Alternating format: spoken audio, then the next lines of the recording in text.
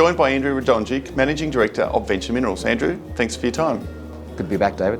Most people know Venture for the Mount Lindsay project in Tasmania. You've recently undertaken a number of key studies. What were they and why were the results so important? Well, certainly we've been working on doing an underground mine, smaller, higher grade, and but in parallel, as well as getting a much more simplified processing route for the tin, the tungsten, the magnetite, we have this other tin mineral. It's called tin-rich borates, which sit at Mount Lindsay outside the higher grade zones, but still has the tin, the tungsten, the magnetite, and even chalcopyrite copper.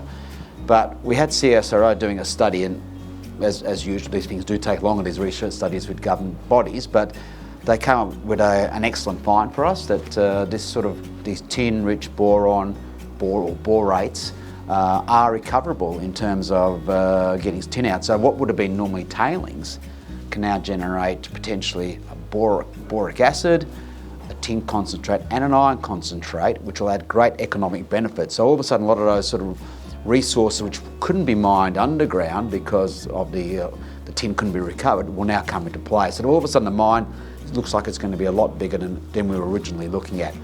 And this sort of work has already been done, this is what CSIRO has proven, been done in commercial quantities in China and Russia for several decades.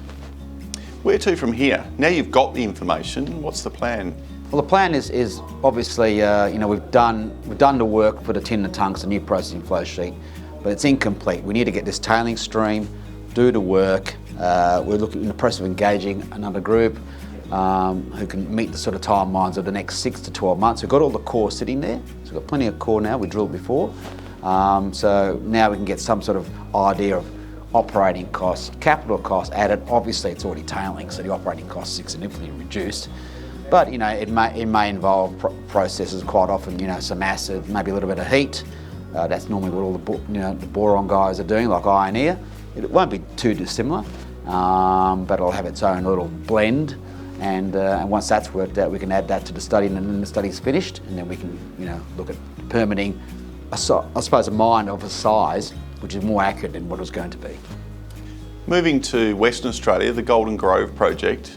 Another key project in the portfolio, but it appears from an outsider looking in, there's a rare earth strategy developing and you're increasing your footprint. Yeah, exactly. Look, I suppose our first experience in venture rare earths was Mount Lindsay. We actually found around our reward deposit in the clays these rare earths, and we thought, that's interesting. And then lo and behold, we find these really high grade rare earths at the Vulcan prospect at Golden Grove North.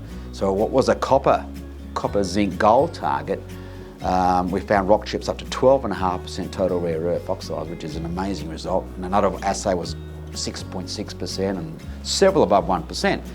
So we've defined a target area in a very unusual geology, which we haven't quite, so we need to drill that, simply, and that's a great target. But 40 kilometres out to the east, there's the Brothers project, which we announced to the market, and that was chasing more the clay-hosted variety. So there's a data set that CRC LME did in the West Yilgarn area back in 2006-07, and in the data it assayed only half of the elements, and we got something like nearly 1900 ppm, so the third highest.